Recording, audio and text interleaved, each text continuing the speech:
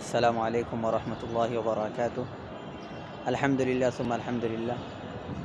মহান রব্বুল আলামিনের দরবারে অসংখ্য শুকর যে মহান রব্বুল আলামিন আমাদেরকে প্রতি বছরের ন্যায় এবছরও আল্লাহ তাআলার বাণী নবী করিম সাল্লাল্লাহু আলাইহি ওয়াসাল্লামের বাণী অধ্যয়ন করার জন্য মাদ্রাসায় নিয়ে আসছেন।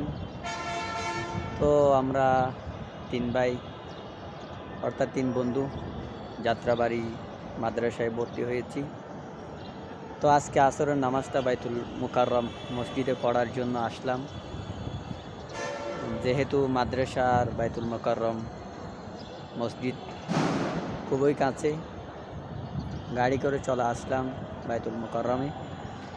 এই আসরের নামাজ পড়ার পর ইনশাল্লাহ আবারও চলে যাব যাত্রাবাড়ি মাদ্রাসায়। সবাই আমাদের জন্য দোয়া করবেন, আমরাও ইনশাল্লাহ আপনাদের জন্য দোয়া করব যেন আল্লাহ সুবহানাহু ওয়া তাআলা আমাদেরকে কাটি দিনের জন্য কবুল করেন। আমিন সুম্মা আমিন। ওমা তৌফিকি ইল্লা বিল্লাহ। আসসালামু আলাইকুম ওয়া রাহমাতুল্লাহি ওয়া বারাকাতুহু।